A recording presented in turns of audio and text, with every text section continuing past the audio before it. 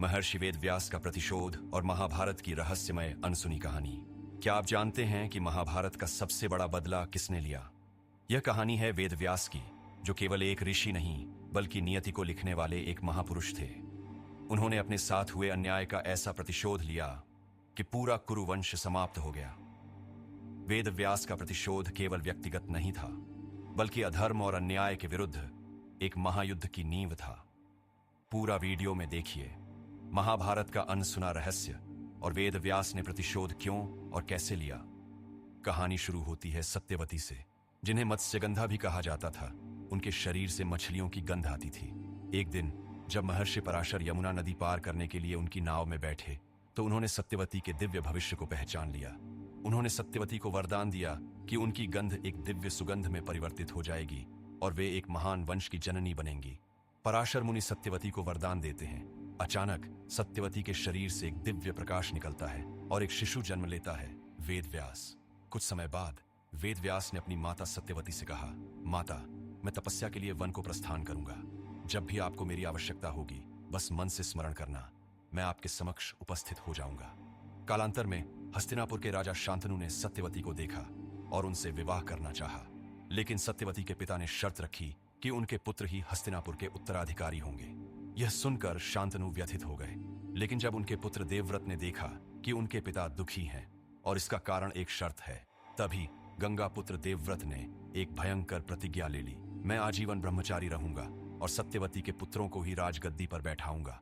इस महान त्याग के कारण गंगा पुत्र देवव्रत को भीष्म कहा गया और तभी राजा शांतनु ने भीष्म को इच्छा मृत्यु वरदान दिया। शांतनु और सत्यवती के दो पुत्र हुए, चित्रांगद और विचित्रवीर्य, लेकिन दोनों संतान उत्पन्न किए बिना मृत्यु को प्राप्त हुए। अब हस्तिनापुर का भविष्य अंधकार में था। सत्यवती के हृदय में चिंता थी कि कहीं भीष्म की प्रतिज्ञा के कारण कुरुवंश समाप्त न हो जाए। यहीं पर सत्यवती ने अपने पहले पुत्र वेदव्यास का स्मरण किया। महर्षि वेदव्यास जब सत्यवती के बुलावे पर हस्तिनापुर पहुंचे तो उन्होंने अपनी माता की व्यथा सुनी। सत्यवती ने उनसे अनुरोध किया कि वे नियोग विधि से उनकी बहुओं अंबिका और अंबालिका को गर्भवती करें, ताकि कुरुवंश को उत्तराधिकारी मिल सके। अंबिका और अंबालिका दोनों वेदव्यास के पास गए, परंतु वे दोनों डर गए। तीसरी बार जब सत्यवती ने पुनः प्रयास करने को कहा तो अंबिका ने भयवश अपनी दासी को भेज दिया। यह दासी निडर थी। समय आने पर अंबिका का पुत्र धृतराष्ट्र अंधा, अंबालिका का पुत्र पांडु कमजोर और रक्तहीन, लेकिन दासी का पुत्र विदुर अत्यंत बुद्धिमान और धर्मपरायण पैदा हुआ। यहीं पर महर्षि वेदव्यास का क्रोध जाग उठा।